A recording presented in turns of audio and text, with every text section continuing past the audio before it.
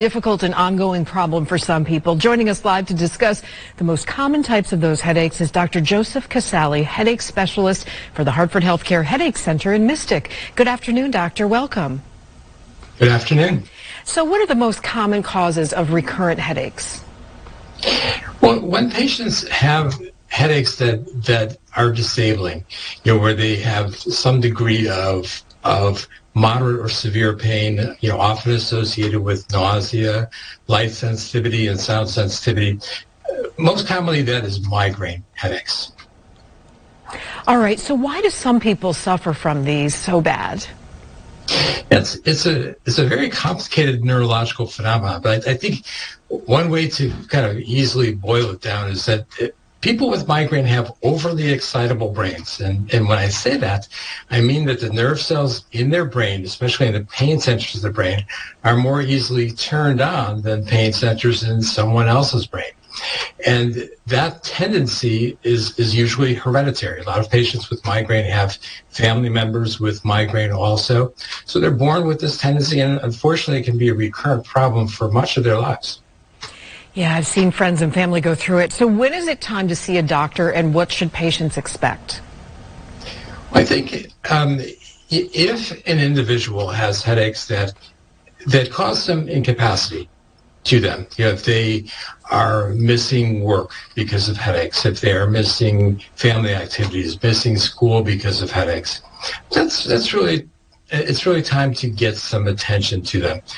If they have moderate or severe pain, that's a good reason to see a doctor for headaches, because we have a lot of therapies available to really try to turn around that process.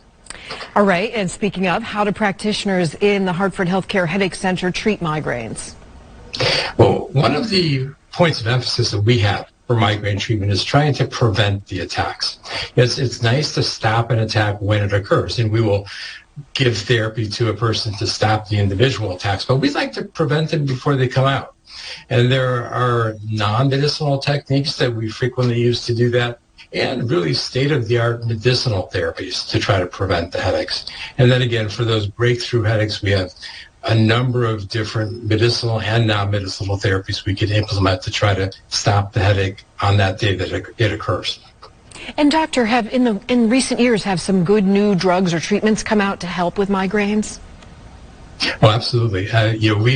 We've had good treatments for years, actually, but beginning in 2018, a set of therapies called the monoclonal antibodies came out. They're biological therapies that similar to therapies that are used for other illnesses, but a patient will inject themselves with these injections once a month, and they can work very, very well in preventing headaches. And we also have a new class of medicines called the GPANs, which are antagonists of a little molecule called CGRP in our nervous systems that work very nicely in stopping headaches. And they've been available since early 2020. So again, we've had nice treatments for years, but we have a number of new things added to our armamentarium in the past 3 years or so. That sounds like really great developments. Dr. Joseph Casaly with the Hartford Healthcare Headache Center in Mystic, thank you very much for bringing us up to date. Great to hear about all those new treatments, too.